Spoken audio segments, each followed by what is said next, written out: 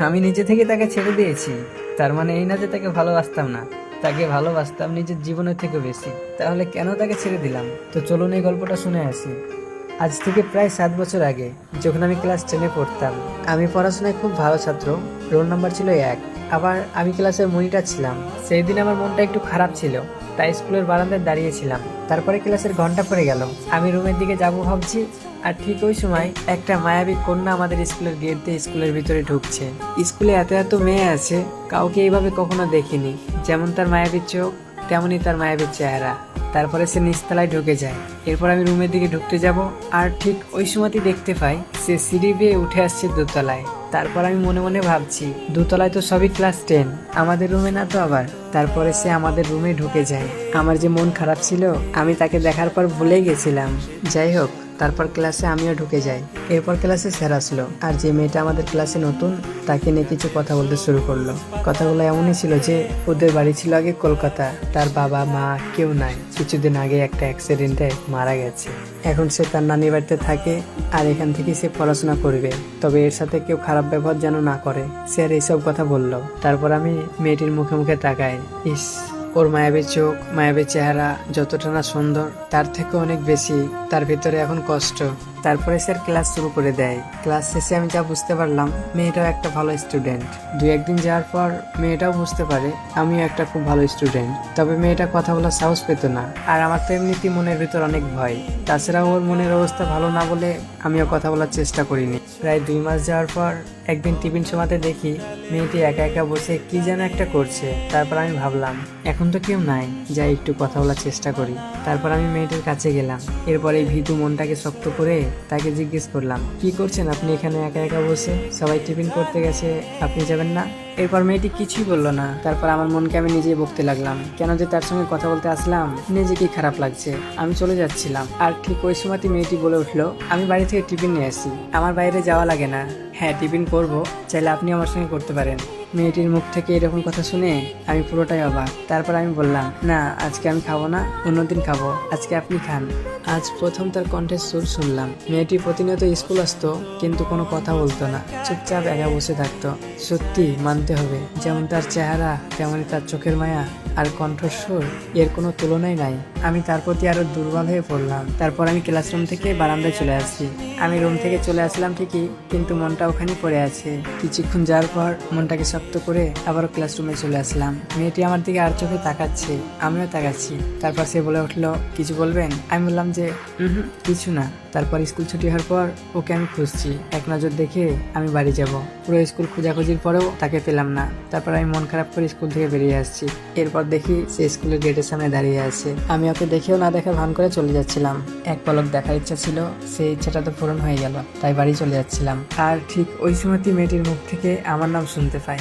আমার বুকের ভিতরটা কেমন জানি করছে, ওর মুখ থেকে আমার নাম শুনতে পেয়েছি। আমি ভয়ে ভয়ে ওর দিয়ে তাকিয়ে বললাম, জি বলুন, কিছু বলবেন? তারপর সে বলল, আমার সাইকেলের চাকা পাংচার হয়ে গেছে। তারপর আমি বললাম, আশেপাশে তো কোনো সাইকেলের দোকান নেই, এখন বাড়ি যেতে হলে তো হেঁটে যেতে হবে। আচ্ছা ঠিক আছে, আপনার সাইকেলটা আমাকে দেন, দিয়ে চলুন আপনাকে এগিয়ে দিয়ে আসি। এত সুন্দর সৌভাগ্য আমার, তার সঙ্গে হাঁটারও সুযোগ পেয়ে গেলাম আজকে। আমরা দুজন রাস্তা দিয়ে হাঁটছি। তারপর আমি মেয়েটিকে জিজ্ঞেস করলাম, আচ্ছা আপনার নাম কি বলুন তো? আপনার নামটা জানি না। তারপর মেয়েটি বলল, আমার নাম রীতি, রীতি খাতুন। এরপর আমি বললাম, বাহ, অনেক সুন্দর নাম। তারপর আমি আবারও বললাম, আচ্ছা আমরা যে আপনি আপনি করে বলছি, এটাকে কি তুমি করে বলা যায় না? তারপর রীতি বলল, আমিও এটাই ভাবছিলাম, যে আপনি থেকে তুমিতে গেলে সব থেকে বেশি ভালো হবে। এইভাবে গল্প করতে করতে ওদের বাড়ি পৌঁছে যায়।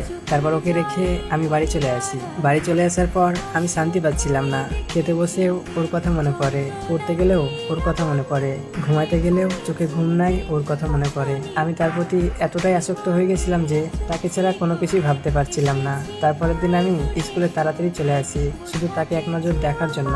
কিন্তু আফসোস, সে সেদিন স্কুল আসেনি। আমার মনটা অনেক খারাপ হয়ে যায়। তারপর আমি ভাবছি, ওকে যদি এক নজর না দেখতে পাই, তাহলে তো আমি থাকতেই পারবো না। তারপর স্কুল শেষে আমি কোনো কিছু না ভেবে সোজা চলে যাই রীতিদের বাড়ির সামনে। তারপর দেখি রীতি বাইরে মন খারাপ করে বসে আছে। এরপরে রীতির চোখে চোখে আমার চোখ পড়ে। আমি না দেখার ভান করে সোজা চলে যাই, কিন্তু রীতি বুঝতে পেরে যায় যে আমি তাকে দেখার জন্য এসেছি। তারপরের দিন আমার স্কুল যেতে একটু দেরি হয়ে যায়, কারণ বাড়িতে একটু কাজ ছিল। কাজটা করতে গিয়ে একটু বলতে বেশি দেরি হয়ে যায়। কিন্তু রীতি আজকে অনেক আগে এসে বসেছিল। ক্লাসরুমে ঢুকতে দেখি ক্লাস শুরু হয়ে গেছে। আমি স্যারকে বললাম, স্যার আমি আসতে পারি? স্যার বললো, হ্যাঁ আসো। এত দেরি হলো কেন? আমি বললাম, আমার একটা কাজ পড়ে গেছিল, তাই একটু দেরি হয়ে গেল। এরপর স্যার বললো, ঠিক আছে গিয়ে বসো। আমি ফার্স্ট বেঞ্চে বসি, আর আমার পাশে রীতি বসে আছে। রীতি আমার দিকে আর চোখে তাকাচ্ছে, আমিও দেখলাম। তারপর টিফিন সময়ে রীতি আমাকে ডাকলো, আমি রীতির কাছে গেলাম। এরপর রীতি বলল, কালকে আমাদের ওইদিকে কিসের জন্য গেছিলে? আমি বললাম, এমনি ভালো লাগছিল না তাই ঘুরতে গেছিলাম। তারপর আমি রীতিকে আবারও বললাম, আচ্ছা তুমি কালকে স্কুল আসোনি কেন? তারপর রীতি বলল, কালকে ভীষণ পেটে ব্যথা করছিল, তাই স্কুলে আসতে পারিনি। এরপর আমি বললাম, ও আচ্ছা। তারপর রীতির সঙ্গে আস্তে আস্তে আমাদের দুজনের ভালো বন্ধুত্ব হয়ে যায়। এইভাবে প্রায় 2 বছর কেটে যায়। আমরা যখন ক্লাস 12-এ পড়ি, একদিন আমি টিফিন সময় দেখতে পাই রীতি একটা ছেলের সঙ্গে হাসাহাসি করে কথা বলছে আমার চোখের সামনে। আমি এই বিষয়টা সহ্য করতে পারছি না। তারপর আমি রীতির সামনে যাই, রীতিকে বললাম, এটা কে? আর এত হাসাহাসি কথা বলার কি আছে? তারপর রীতি বলল, এটা আমার দাদা, আর হাসাহাসি করে কথা বললাম তো কি আছে? এরপর আমার প্রচন্ড রাগ হয়। রাগের মাথায় ওকে একটা চড়ও মেরে দিই, আর যেটা আমি এতদিন পর্যন্ত বলতে পারিনি সেটাও বলে ফেলি। আরে পাগলি, তোকে আমি অনেক ভালোবাসি। তুই কোনো ছেলের সঙ্গে কথা বলা তো দূরে থাক, তোর দিকে যদি কোনো ছেলে তাকায় সেটাও আমি সহ্য করতে পারি না। আর তুই হাসাহাসি করে কোনো ছেলের সঙ্গে কথা বলবি, এটা আমি কিভাবে সহ্য করব? তারপর রীতি বলল, আমি এই কথাটা শুনতে চেয়েছিলাম তোমার মুখ থেকে, কিন্তু তুমি বলতে চাওনি। আমি জানতাম তুমি এটা সহ্য করতে পারবে না, মানতে পারবে না, তাই প্ল্যানটা আমরা দুজনে করি। আর এটা আমার ফুফাতো ভাই। আমি তোমার কথা সব বলেছি। রীতির চোখে পানি, আমারও বুকটা ফেটে যাচ্ছে। তারপর রীতিকে বললাম, আমাকে ক্ষমা করে দিও, আমি না বুঝতে পারিনি। তারপর রীতি বলল, আরে পাগল, আমার কাছে ক্ষমা চেয়ে আর কি আছে?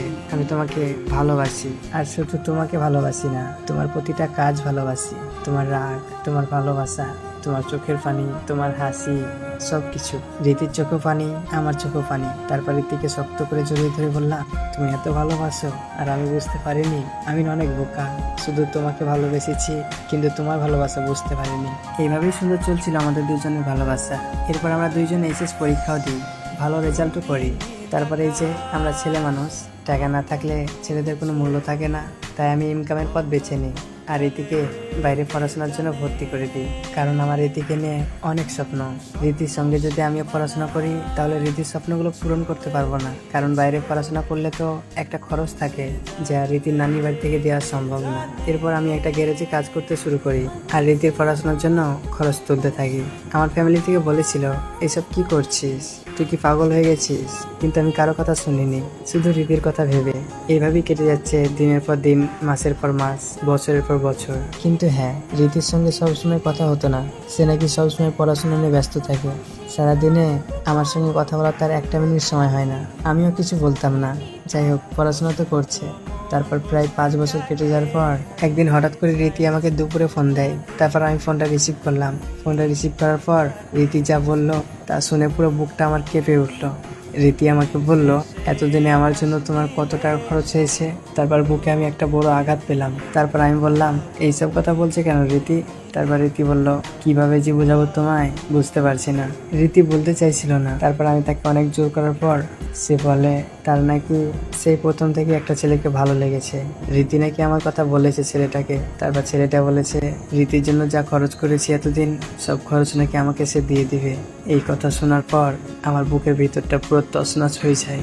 যাকে এত বিশ্বাস করলাম, ভালোবেসে এত কিছু করলাম, আজ সেই আমার সঙ্গে এত বড় বেইমানি করলো, এত বড় বিশ্বাসঘাতকতা করতে পারলো। সে একবারও বুঝতে পারলো না কত কষ্টে তাকে এই জায়গাতে নিয়ে এসেছি। এক সময় যে মানুষটা আমার প্রতি পাগল ছিল, আজ সেই মানুষটার কাছে আমি তুচ্ছ হয়ে গেছি। তারপর আমি তাকে নিজে থেকে ছেড়ে দিলাম। হ্যাঁ, আমি চাই সে সুখে থাকুক। তো ধন্যবাদ পুরো ভিডিওটা দেখার জন্য। আর এরকম নতুন নতুন গল্প দিতে চাইলে অবশ্যই রাজভাই পেজটিকে ফলো করে আমাকে নক দিবেন। পুরো ভিডিওটা দেখার জন্য অসংখ্য ধন্যবাদ। ভালো থাকবেন।